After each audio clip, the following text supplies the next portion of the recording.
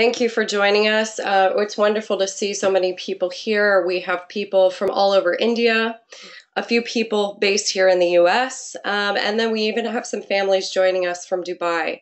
So we're excited to have you join us. This is the first in our Saturday webinar series, Study in the US, brought to you by Genex Education and the International Knowledge Center. Today's topic is Find Your Fit. And quickly,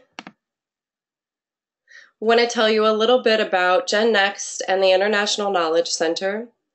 So, as we call it, the IKC is based in Bangalore, so you can see here on the map. And then the IKC is a Genex initiative, a company based in St. Paul, Minneapolis, here in the US. So, why do we exist? It is clear there's a very strong desire in India to go and study in the US. But the truth is, simultaneously, there is a lack of information and too much information out there. We create opportunities like this webinar to bring you clear guidance and manageable steps for going to the US. We work with high schools and guidance counselors in India, and also now some in the Middle East, and we provide advising to students and families completely free of cost. On the US side, we provide a platform for universities to reach out to students, and we connect you with university resources. In just a moment, I will introduce our speaker. But first, I want to tell you that after the webinar, you will receive a link with some follow-up information, including a recording of this webinar that you can share with others. It will also go up on our website. In addition to that, you will receive a link to a survey, which we would ask you to complete. And this survey will just be about 3 questions long and just help us improve our webinars for the future. If you have a question throughout the webinar, please be sure to keep yourself muted and just enter your question into the chat box. Thank you so much. Genex Education is a consortium of universities, and we help students apply to universities all over the US. But we work with these universities especially on their outreach to students and families in India. Today, we are going to be hearing from the University of Delaware. We have with us today Anna Wise, Assistant Director of Admissions, specifically in International at the University of Delaware. Anna has over 4 years experience in international admissions. And now I'm going to turn the floor over to her.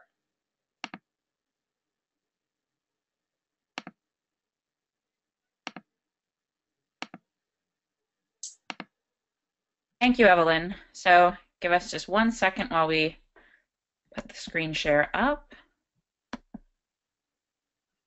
Okay. All right. Hi, everybody. So as Evelyn said, my name is Anna, and I work for the University of Delaware, which is on the East Coast in the US.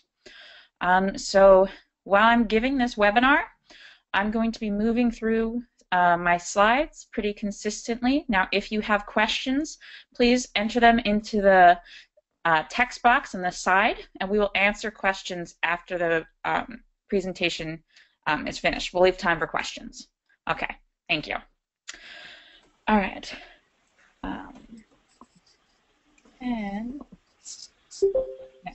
Okay, so why offer this workshop, and why is the University of Delaware involved in this workshop? So we like to work with the IKC, with the International Knowledge Center, because we find that when it comes to advising for universities, there are 2 types of professional people. There are counselors and there are salespeople. So what salespeople will do is they will tell you, this is the only school for you, this is the only place you should go to, this is the only school that's going to give you a good education. Now, the truth is, there are 4,300 plus schools in the US. So a counselor who is somebody who values finding the right fit and all these topics that we're going to cover today, a counselor is the type of person you want to work with. And that is why we work with the International Knowledge Center, because they are not going to be financially motivated.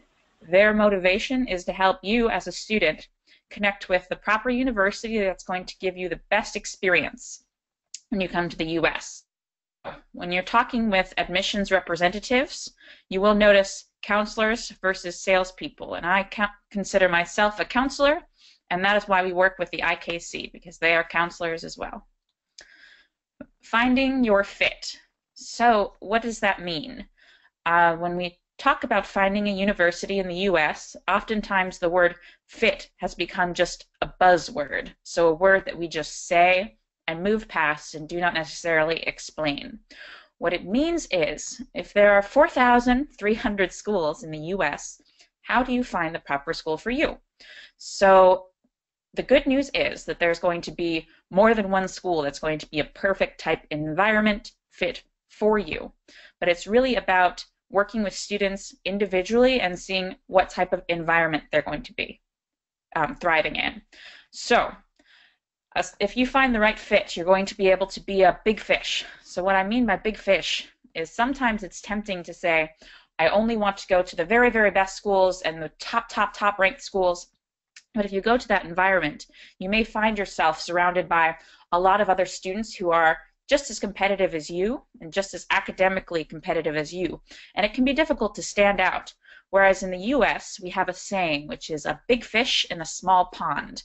So with the idea being, if you rise to the top and you're one of the most academically competitive students, taking advantage of all of the opportunities your institution can offer, oftentimes that will mean more internships, more job opportunities, more exciting classes if you are a big fish in a small pond. So that's the first way you can tell if it's a good fit. Now, second, to be selfish. And what I mean by that is, when you're trying to choose a school, there will be a lot of people telling you what type of school you should look for. Your moms and your dads, your aunties, your uncles, people like me, people like teachers in your school will all say, this is the type of school you should go to, this is the type of major you should choose. But remember that at the end of the day, it is going to be you, the student, who is going to attend the school and is going to spend 4 years, which is the length of a U.S. bachelor's program, 4 years in that school. So it is very important that you pick the school and the program that you are passionate about, and for selfish reasons for yourself. Your time at a university in the U.S. is going to have more opportunities given and presented to you than any other time in your life. But it is important that when you pick your school, when you pick your program, you're picking it because you are passionate, you are excited about it, and not because somebody else told you this is the school to be passionate about. Be engaged. And what I mean by that is education in the U.S. is not just studying in a classroom environment. For instance, my school has over 350 different clubs and organizations you can get involved in. And this will range from cricket clubs to Model UN clubs to music clubs to, we have a club that where students get together and celebrate their love of chocolate. So it really ranges from a variety of areas. Now, why are these important? It's important because of the next piece, which is be happy. So students who are engaged on campus and are involved in their environment tend to be happier, and it sounds very obvious, but sometimes it really bears repeating that happy students are successful college students. Many, many studies will show that students who are engaged on campus, which means involved in one or more activities, their grades are higher, and they have higher GPAs, which is the grade point average when they graduate, and they get better job offers. So finding a school that not only has your academic program, but also clubs and organizations that you can be passionate about. Remember that it's not just about finding a school for you to attend, it's about finding a school for you to graduate from. So that's important because I know you and definitely your family all want you to graduate and hopefully find a job. So when we focus on finding a good fit, it means finding a school where you'll be able to graduate from and take advantage of as many opportunities as possible. Why aren't rankings everything? So to start out, it's very difficult if you're in a foreign country like India or you're in the Middle East to figure out where do I start in finding a school. And it can be tempting to say, oh, look, there's a ranking system online. So why don't I just look at the top ranked universities, top 50 universities, and only look there? Now, in honesty, there are a lot of factors that schools must pay attention to in order to gain those rankings, but they really do not speak to what the student experience is. So just because a school has a high ranking does not mean that the experience is going to be what you're looking for. Hi, Now, Hannah. I'm so sorry to interrupt, but I don't think that we're seeing your slides advance. So if you have oh, the piece up, then you might have to go into the other mode. There we go. Perfect. is that okay?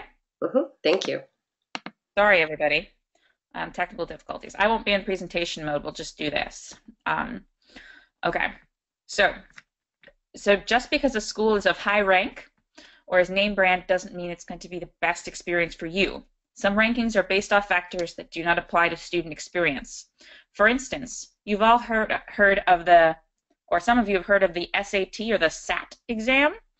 If a school decides to be SAT optional, meaning they don't require the SAT for all of their students, now they cannot compete in this list of rankings.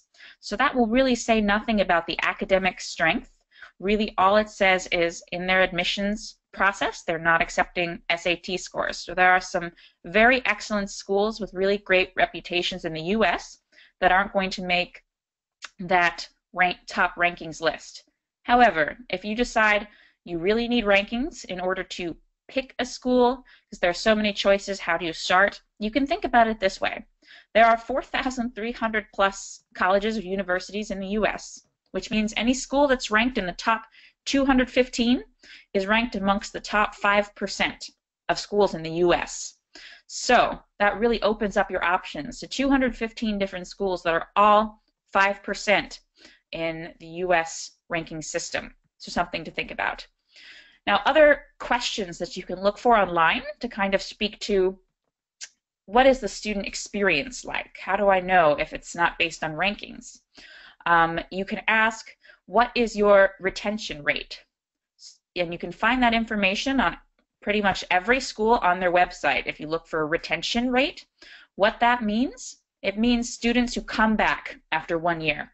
So the higher the retention rate, the higher the satisfaction of the students who attend that school, and the more likely they are to come back. So that tells you a little bit about their student experience. Another good question is, of course, what is your job placement rate for after graduation?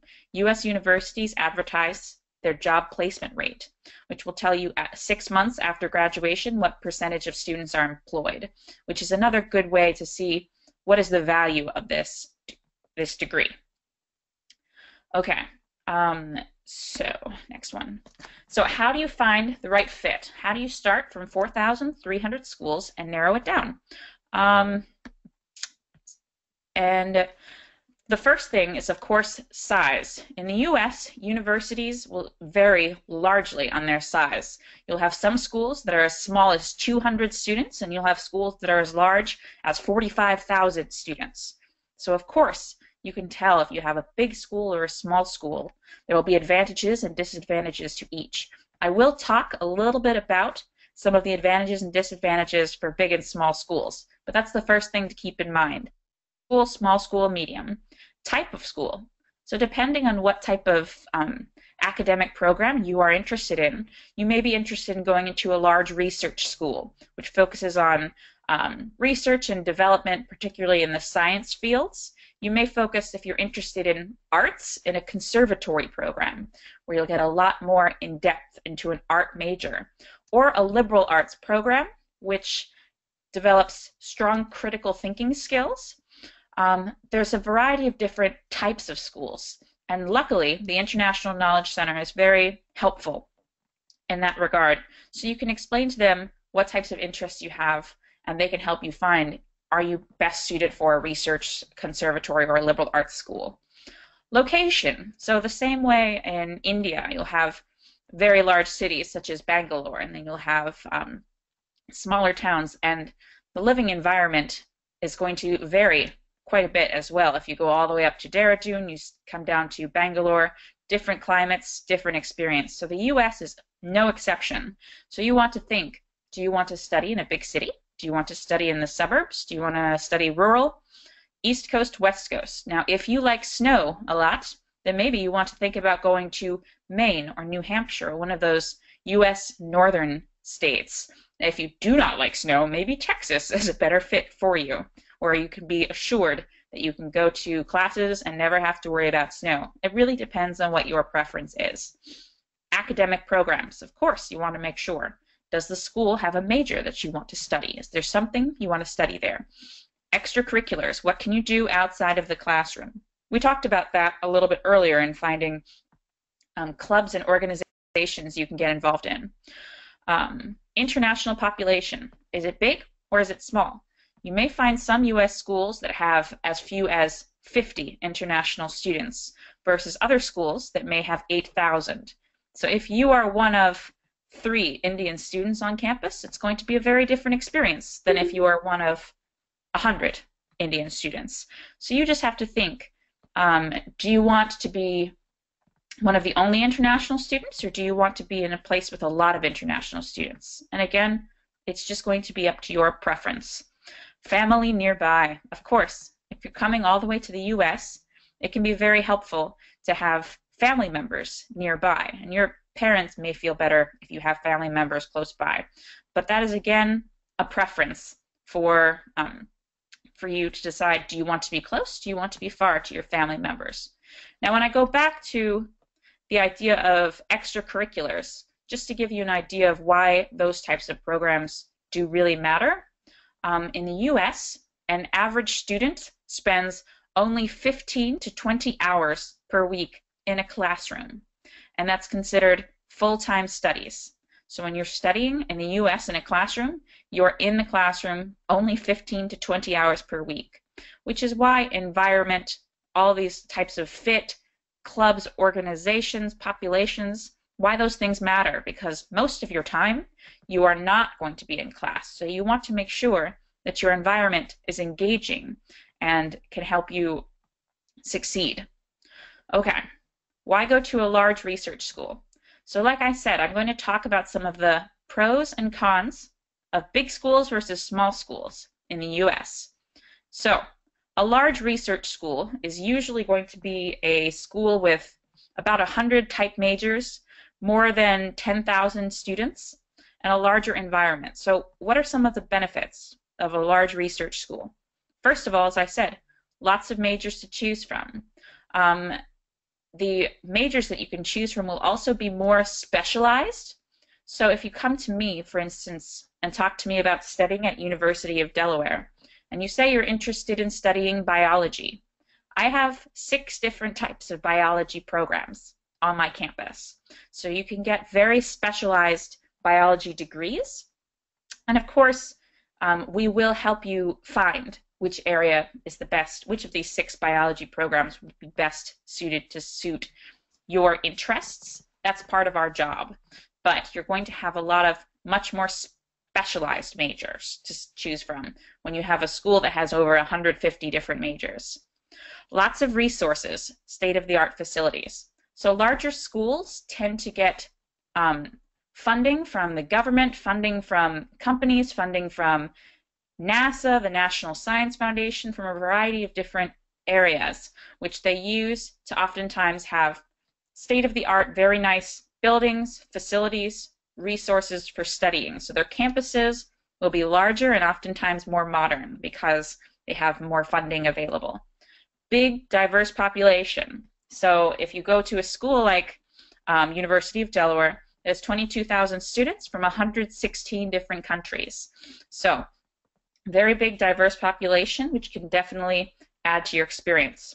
Strong school spirit. In the U.S. particularly, college athletics is something that a lot of students will get together and cheer for the team that their school, that represents their school. So big research schools, their teams will oftentimes travel all across the U.S. and develop a very strong school spirit. So you can go to games and events that they host and represent your team, and oftentimes it leads to a lot of passion for your school. Lots of trips and activities. And again, this is due to a variety of clubs, organizations, majors, and opportunities lead to trips and activities that you can take advantage of. Research opportunities as well. So a large research school is one that focuses on making advances in whichever type of field you want to study, whether it's engineering, even if it's art, even if it's psychology. We'll have research opportunities in the field of education, a variety of different areas. Now, if you go to a large research school, oftentimes there's more funding available for that as well. So you may be able to stay on campus for a summer and conduct your own research and get published while you're still an undergraduate student at the university if you go to a large research school. Now, a larger alumni network. So of course, if a school has 4,000 students who graduate per year, it's going to be different than a school that has 200 students who graduate per year. So what does an alumni network do for you? What it does is, if you move to a new area, you can always reach out to the school and say, what types of alumni do we have? For instance, we have a strong alumni population for University of Delaware. In Delhi, we have one in Bangalore. So you would be able to move to a town and talk to students about shared experience attending the school. Oftentimes those can lead to job offers, can lead to networking, and really just being part of a community for even after you graduate. Now, I do want to say really quickly that all of these things that I'm talking about apply to a variety of large research schools and are very general. So different schools will vary by slight amounts, but this is a general reason why you would choose to go to a research school. Now, why go to a small college of liberal arts? So a small college of liberal arts will traditionally be a school somewhere between 800 to maybe 4,000 students, so it's much smaller. They will be private institutions as opposed to public institutions, most frequently. And it's a different type of experience. I myself, when I was an undergraduate, I went to a small college of liberal arts of about 2,000 students, which was in New Jersey. So I definitely took advantage of a lot of the benefits of a small college of liberal arts. So why go to a smaller college? First of all, individualized attention from faculty and staff. When there are only 2,000 students, they will oftentimes have very low ratios, such as 10:1 for student-faculty ratio, which really means more attention from your professors individually. So your professors will know you. They'll of course know if you go to class, so make sure you go to class, but they'll be able to work with you individually. Small classroom size. So your classes may range from 3 students in a class up to 20, but often at a small college for liberal arts, your class sizes will be smaller, which again can mean more individualized attention, more time for you to ask questions and get answers, all those types of things. Your courses are generally all taught by professors. What that means is if you go to a large research school that has a high population of graduate students, for instance, students studying for their PhDs, some schools will have some basic classes taught by PhD students who are not yet full professors. Usually at a small college of liberal arts, this does not happen. So small college of liberal arts, your courses will all be taught by professors who have PhDs. Now, I mentioned if you go to University of Delaware and you want to study biology, we have 6 different biology majors. Now, each of our biology programs is very specific. Whereas if you go to a small college of liberal arts, you may just be able to study in biology. Now, what that means is your degree will be a little broader and less specific, which can be helpful because it allows you to choose more of your classes and personalize your degree experience. So it also does help sometimes with double majoring. And if you come to the US, you do not have to necessarily only choose one program to study, but oftentimes it's easier to choose 2 different programs if you have a broader degree than if you have a very specific type program that you're studying. Professors are more focused on teaching than research. So if you are at a large research school, oftentimes professors will be focused on doing their own research in the field, and they will teach as well. But if you go to a small college of liberal arts, it is traditionally more populated by professors who are really passionate about education and teaching and working with students. So maybe a little bit less research going on, but more individualized attention from professors. The last one is you feel more than a number.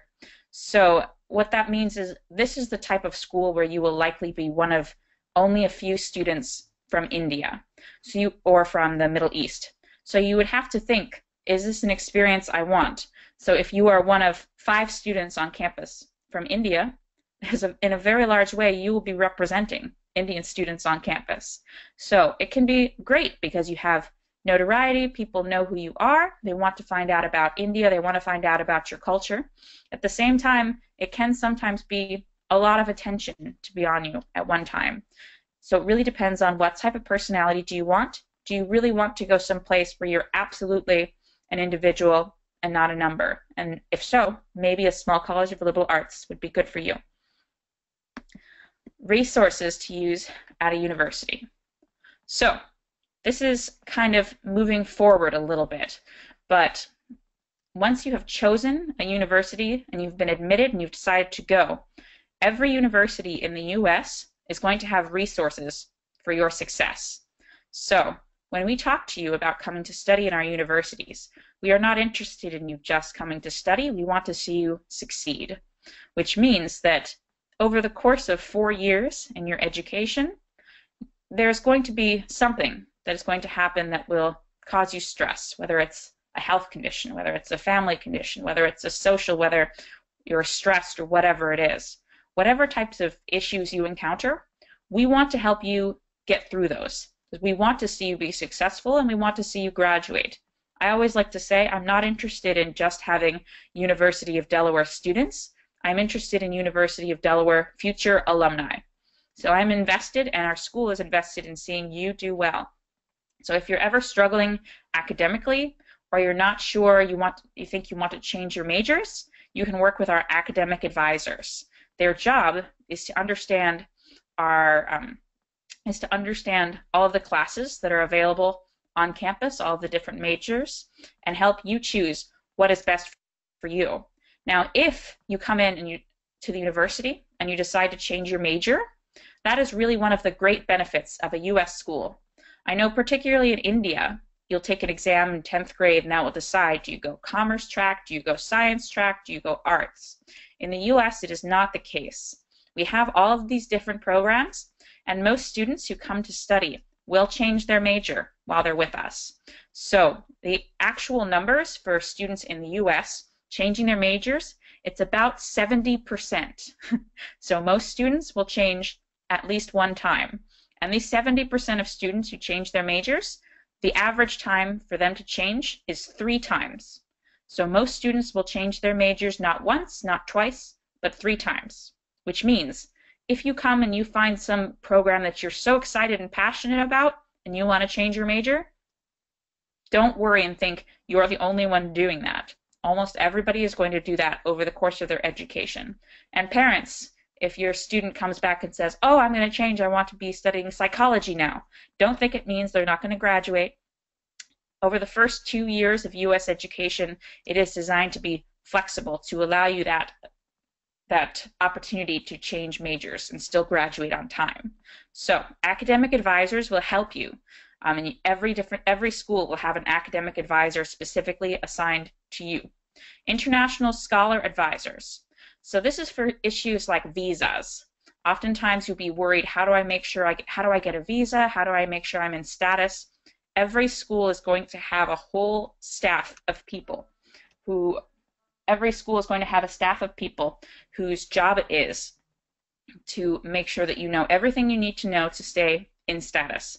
Health counseling support is going to be free. So if you're ever going through any type of emotional support or emotional issues, or you have any types of health issues, you're not feeling well, schools will have a center you can go to and get free help and aid. Housing support. So if you live in a residence hall and you don't get along with your roommate, they will have a housing support office that'll be able to help you get through that experience. Academic support, tutors. So if you're taking a class that you are very challenged by and you need additional help and support, schools have tutors, which are usually students who have taken those classes before and been trained to help you get through the program and get higher grades. And these are generally free services for you to take advantage of. Job placement, internships, career advice. So every campus is going to have networks and resources to help you find a job for after you graduate. But again, all of these resources are here, but you must take advantage of it.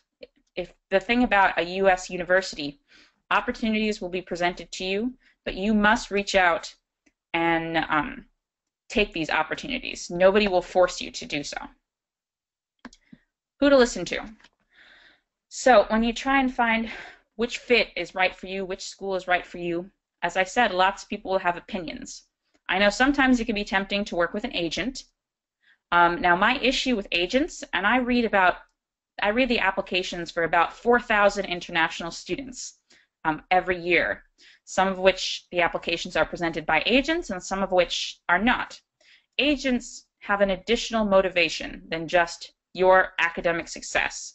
Agents need to be paid somewhere, and oftentimes, even if your family is paying this agent, the agent will get money from a school as well to give them a certain amount of students.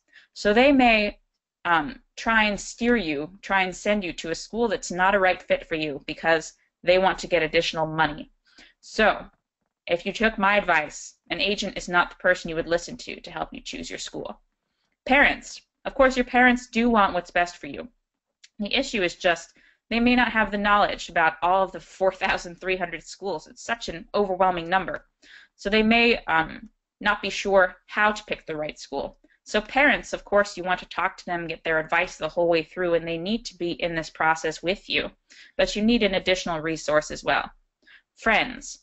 Oftentimes, if you have a friend who studies in the U.S., they'll say, oh, this school that I go to is really excellent. You should go to this school. Now, the thing about that, it's the school that they went to is hopefully a good fit for them.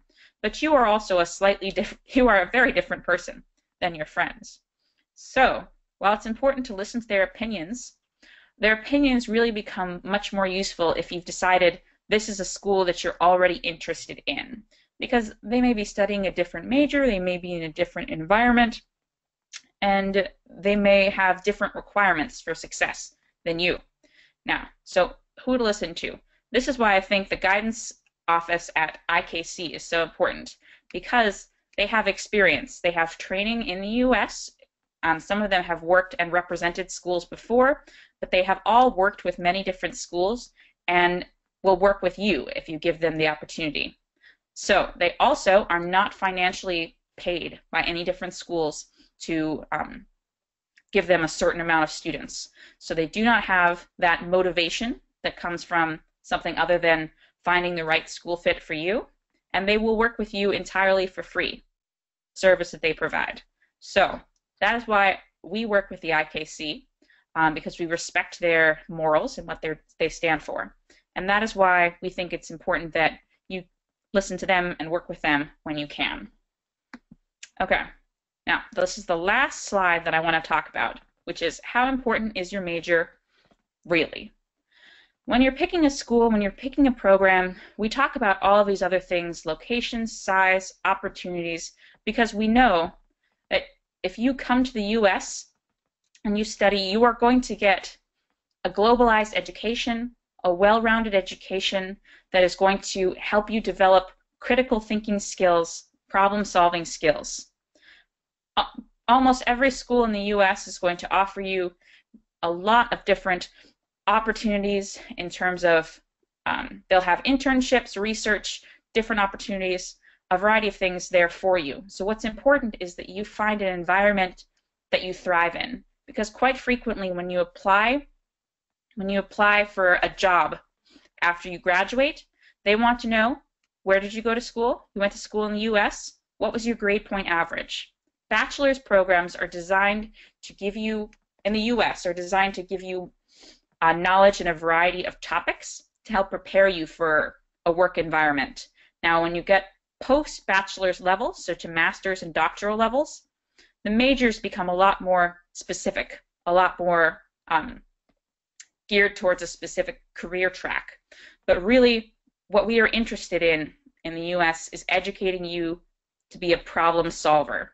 So the job you might have 15 years from now probably doesn't exist yet.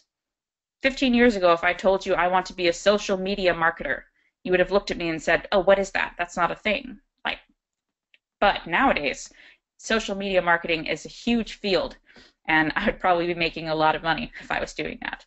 So the idea behind a US with a liberal education base is to prepare you for jobs that may not even exist yet, to prepare your critical thinking skills, and to get you ready to work in a world that moves very, very fast. So I like to joke I talk fast, but the world moves even faster.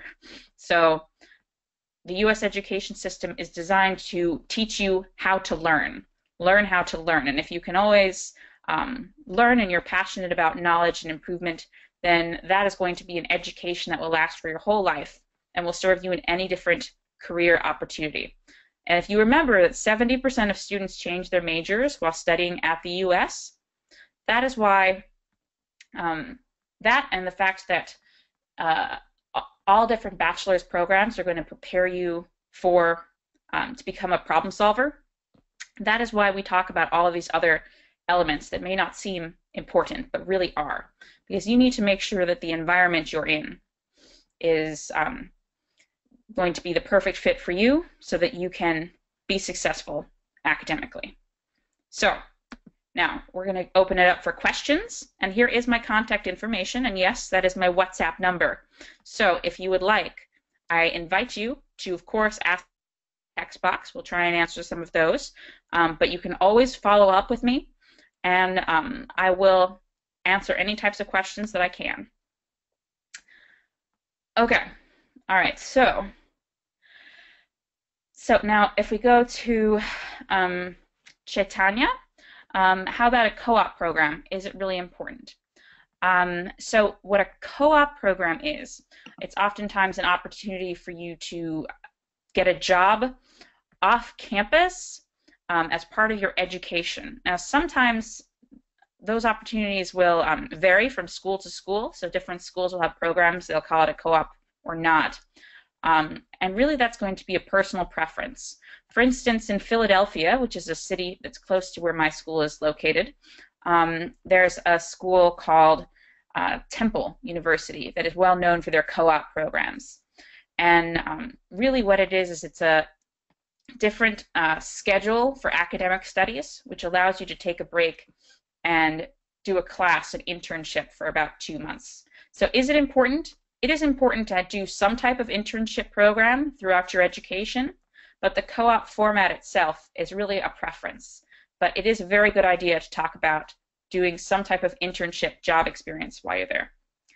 Are there courses related to poetry or public speaking is the next question from Paki Gauba. I'm sorry if I pronounce your names wrong. I do apologize. Okay. Yes, courses related to poetry and public speaking, absolutely. You can decide, do you want to major in poetry or minor in poetry, public speaking? There will be schools that allow you to major or minor in those subjects, and there will be different types of poetry. Do you want to major in, say, romantic poetry, which is from a certain time era of the past? Do you want to focus on modern poetry? There's going to be even a variety of different areas in the poetry field. So you have to decide, do you want to study it on the side? Because you can major in biology and take classes in poetry. That's absolutely fine. It depends on your involvement. But yes, almost every school is going to have at least classes in poetry and public speaking. So definitely get involved there.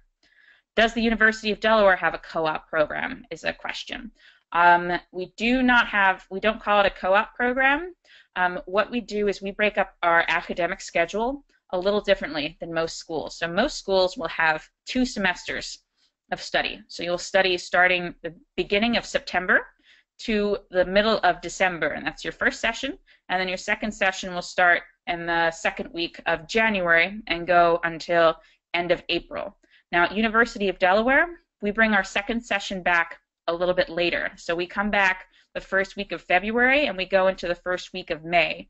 The reason we do that is because we want to give you an opportunity of time to do another internship, to travel. We have over 270 different travel opportunities, study opportunities at University of Delaware, or to do a research project over break, or even just to come home, because I'm sure your family will miss you very much. So we give longer winter breaks than other schools, which is our opportunity to allow you to do something similar to a co-op, to do a short-term job research project. What about a small research-oriented university? Okay, so these are there.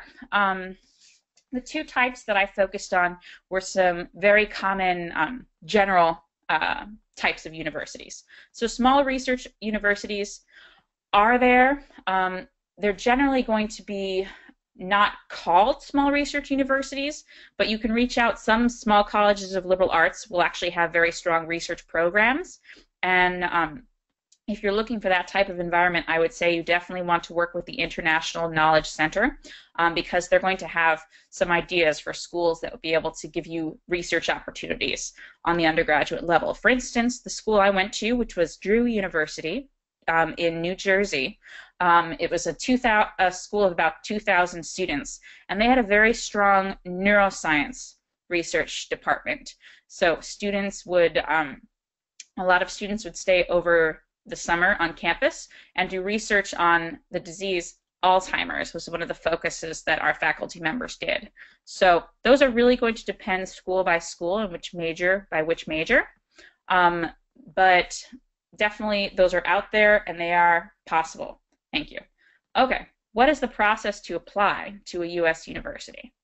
Okay, so that's definitely something you'll want to work with the International Knowledge Center to help you all the way through the process, because each school will vary slightly in their application process. Now, for instance, I can speak for my school. You would fill out an online application. You'd send us letters of recommendation, so letters from your teachers that tell us what type of student you are. Most schools will require some type of short essay that tells us about you, what do you want to study, just something about who you are as a student. And of course, we're going to look at your 9th through 11th grade marks. Now, in India, I know oftentimes you apply to university after you finish year 12, and then you take the exams over the summer, and you hopefully go in the fall. In the U.S., it is a different cycle.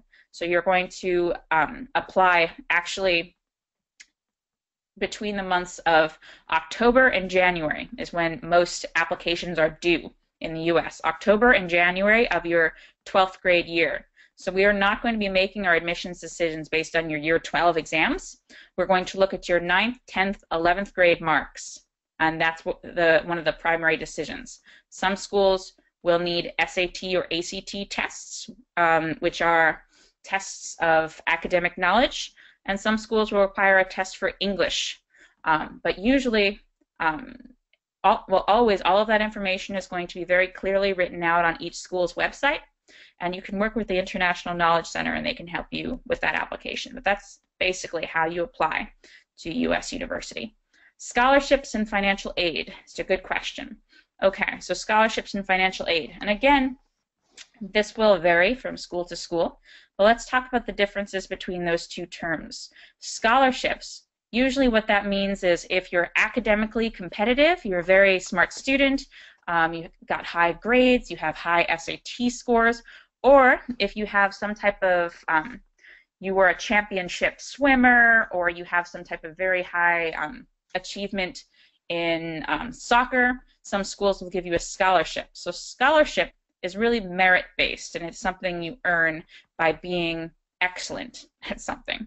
Now, financial aid, what that means is usually they will find out about how much money can your family afford to send you to the U.S., and then they will give you either additional grants, which is money that they award you, or they will give you loans in order to help you pay for the education.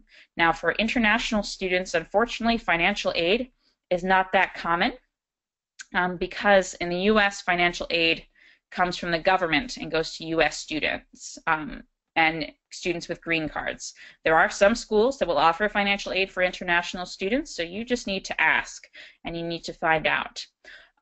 But since it doesn't come from the government, that means financial aid will come from the university itself. So that could be tough.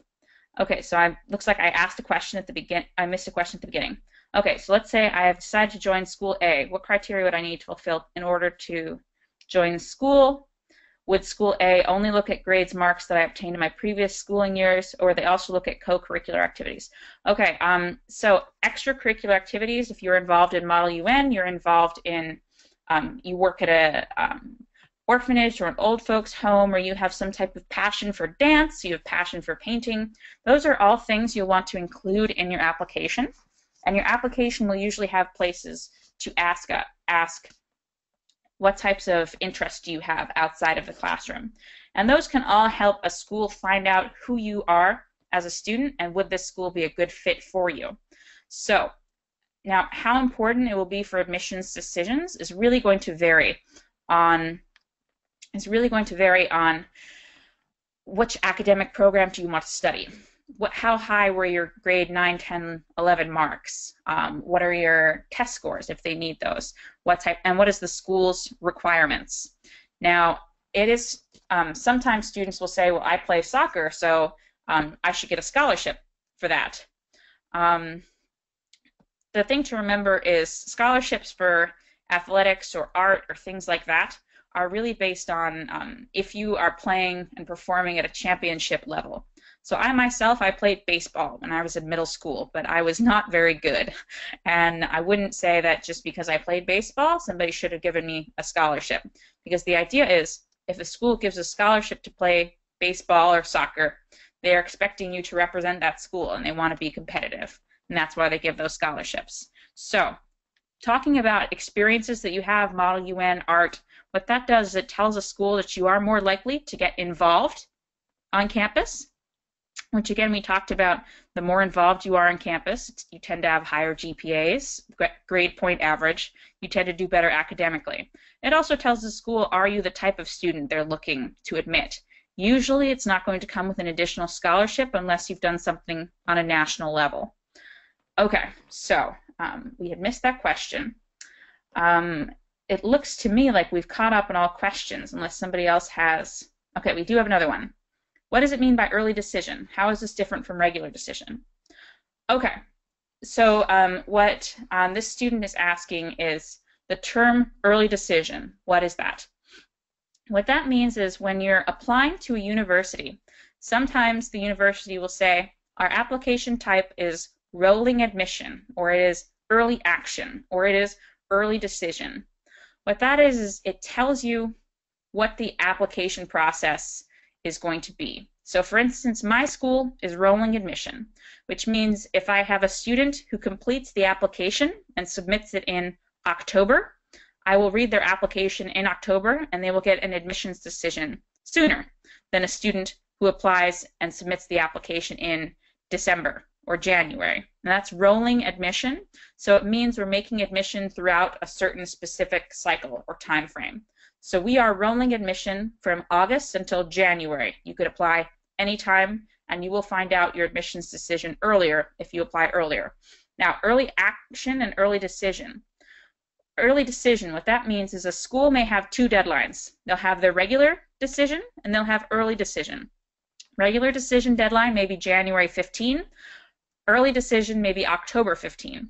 What they're saying is if you apply by October 15, we will consider your application earlier, and if we admit you, you have promised that you will go to our school. So when you're applying to a university, you'll usually apply to more than one, generally somewhere around 5 universities, to give yourself options. You only apply to one school early decision, because what you're saying is to the school, you are my top choice. If you offer me admission to your school, I will come. It is binding in that way. You may see the term early action somewhere, and what that means is I'm going to apply to your school earlier. Again, they might have two deadlines, October 15 for early action or January 15 for traditional decision. Early action just means I'm ready with my application now please review it earlier and tell me if I'm admitted. So they will admit you earlier, but it is not binding. So that's the difference between early action and early decision. Early decision means you only do that with one school and you tell them, if you admit me, I will come. Early action just means I want to find out if I get admitted earlier. Okay, in India, mostly 11th grade marks are disregarded. Okay, so yeah, I know. I know. So usually in India, you do 9th and 10th grade marks, and your 9th grade is at a certain level, 10th grade is a lot higher, then 11th grade goes far down, and 12th grade comes up, right? So the thing about that is U.S. schools will realize that we are familiar with the Indian education system, so they will consider that in the application process. That said, the higher your overall grades over the 3 years, oftentimes that can mean higher scholarships. So at University of Delaware, we are going to put a lot more weight on your 10th grade exam results, and then we are going to consider the rest of your application as well. But you should be encouraged that any grade really above 70, so any grade that's first class, is considered a good grade. So even if your 9th grade is 80%, your 10th grade is 92, and then your 11th grade goes 73, we understand what's happening. We're going to take that into account. But it is definitely, that will benefit you to try and keep those grades up as much as possible. Okay, so does the University of Delaware require any electives or a leadership quality? So in terms of admissions, I think they're asking, do we require any of those types of involvements, extracurriculars, leaderships of clubs, things like that. These are things that we look at on your application to see how involved you have been. Is it a requirement, strictly speaking? No. What it does is it tells us more about you, and it's an added value to your application. So when we see your grades, your letters of recommendation, all of those different aspects, we're considering how strong a student are you altogether. So when we look at these other clubs and organizations that you're involved in, all it does is it makes you appear a stronger candidate. Is it required? No, but it can make you appear as a stronger candidate. Can one study personalized majors, minors in a school, or would have to choose from existing combinations? Okay, combinations you get to choose. So if you want to major in art history and you want to minor in psychology, you could do that. There are some majors that will be better to combine with other ones, and your academic advisor will let you know. Now, there are some schools, particularly small colleges of liberal arts, that will allow you to create your own major, which means if you're very interested in, say, communication, and you're very interested in psychology, you can come up with a major, psychology of communication. And that's a very specific type of academic opportunity. It's called design your own major, and oftentimes it's going to be for those small colleges of liberal arts. It's not every school, but you can find those opportunities available. Okay, scholarships given to those who have published a book in teenage. That's definitely something you want to write about. So if you have published a book in high school, that's absolutely something you want to put in your application to tell us that you're motivated, tell us that you're smart. Some schools might give you a scholarship for it. More likely, it's going to make you academically competitive because, again, our goal is to get you admitted to the university.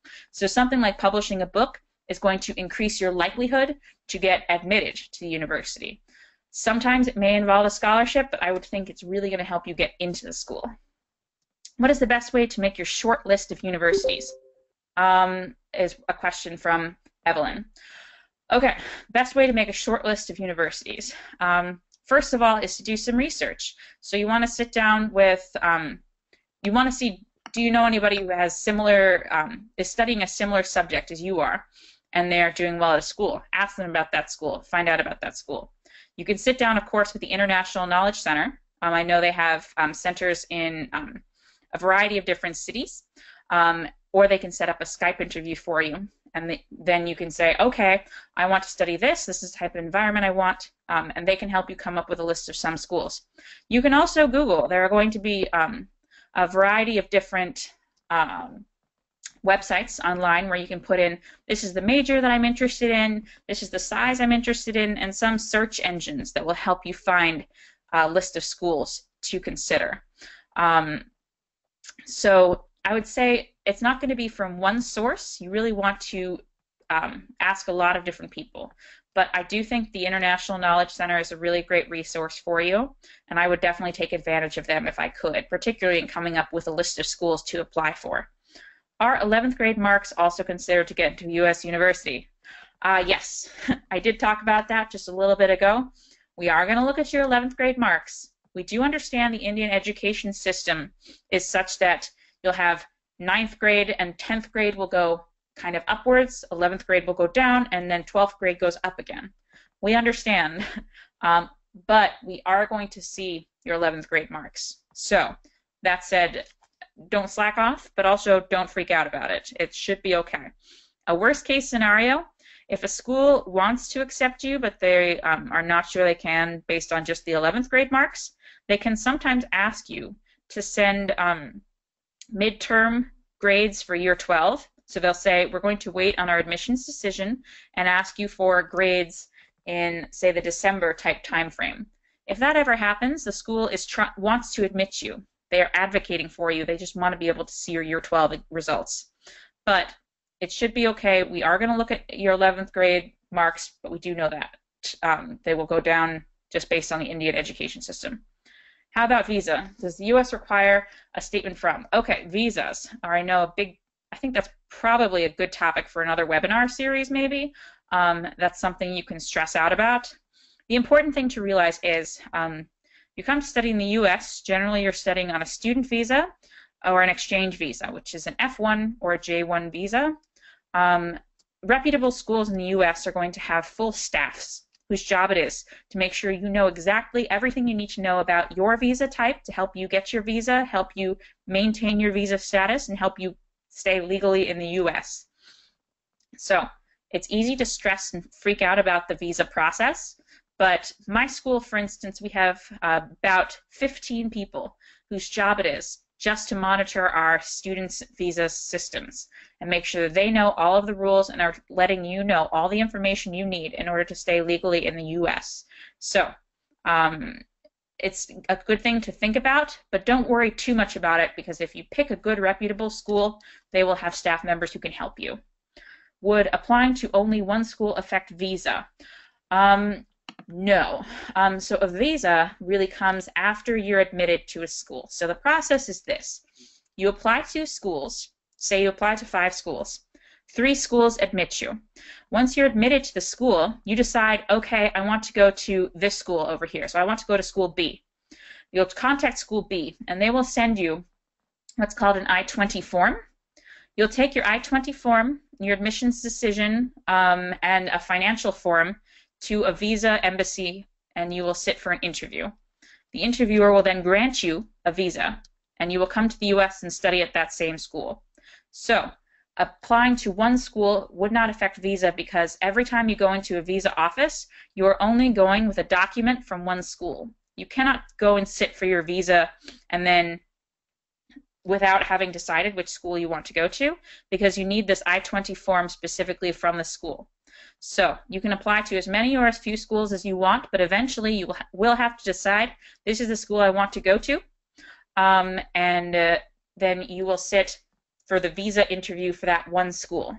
Somebody has asked for the presentation. I believe this webinar is all going to be available, so you will have a copy of the presentation to be shared with all attendees. And they're going to post the recording on my IKC. Hi. Okay.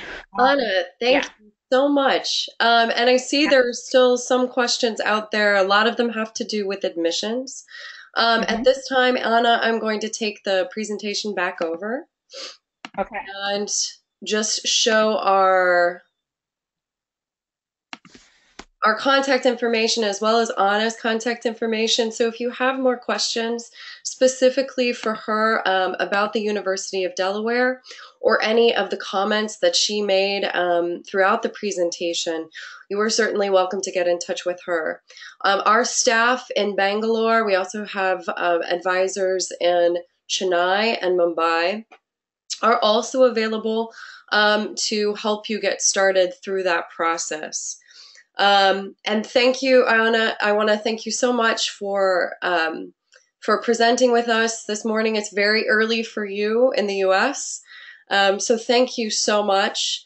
And again, folks, if you are interested in learning more about the admissions process, next Saturday is going to be the first webinar specifically related to admissions. We'll get into those topics, those questions that you guys asked about tests, about 11th grade, about marks, how do extracurriculars fit in. All of those will be addressed next webinar.